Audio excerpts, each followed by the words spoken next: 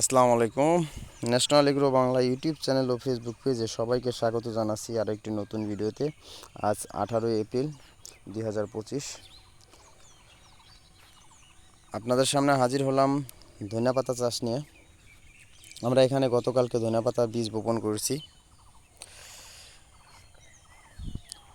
এবং তারপর পানি সেচ দেওয়া হয়েছে, কারণ আমাদের এখানে এখনও বৃষ্টি হয়নি। অনেক দিন যাবৎ ভিডিও তৈরি করা হয় না, যদি এর কারণও আছে। কারণ এর আগে ফুলকপিতে লস দিয়েছি, তারপরে টমেটোতে লস দিয়েছি। মনটা অনেক খারাপ ছিল যে আমার এই ভিডিও দেখে কেউ যদি কৃষিতে আসে আর যদি লস করে, তো মনে হয় কিছুটা নিজে দায়ী থাকবো। তো পরে চিন্তা করলাম আমি বোধহয় ভুল করতেছি, যে এই লসটা তো তুলে ধরা দরকার, যাতে এই লসটা মানুষে জানতে পারে, এমনকি লস যে হয় এটা যাতে বুঝতে পারে। কারণ ইউটিউবে শুধু সফলতার গল্পই দেখায়।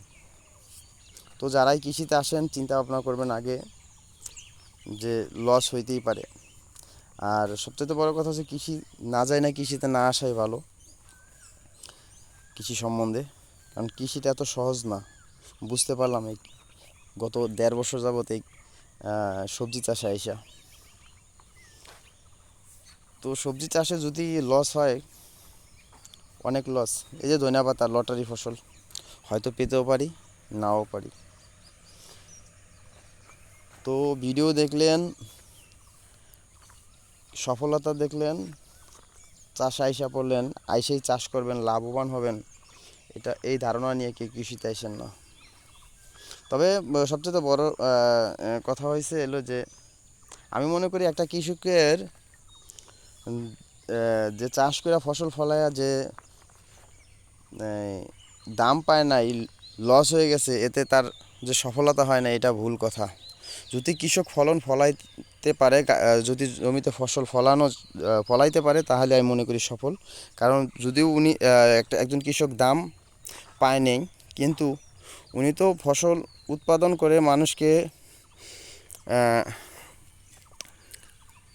মানুষের সামনে দিতে পারছে, মানুষ কিনে খেতে পারছে, এটাই সফলতা। তো আমাদের দেশে একটা সমস্যা, বাজার নিয়ন্ত্রণ নেই। কারণ হচ্ছিল ফইরা ব্যবসায়ী যারা সিন্ডিকেট, এরা লাভবান। আমরা যারা কৃষক তারা নির্যাতিত, নিপীড়িত। যাই হোক, এ নিয়ে আরেকদিন কথা বলবো। তো আজকে যে এই ভিডিও তৈরি করলাম অনেক দিন পরে, এখন থেকে নিয়মিত ভিডিও দিতে চেষ্টা করব। লাভ লস সবই তুলে ধরবো ইনশাল্লাহ। তো সবাই ভালো থাকবেন। আসসালামু আলাইকুম, আল্লাহ হাফিজ।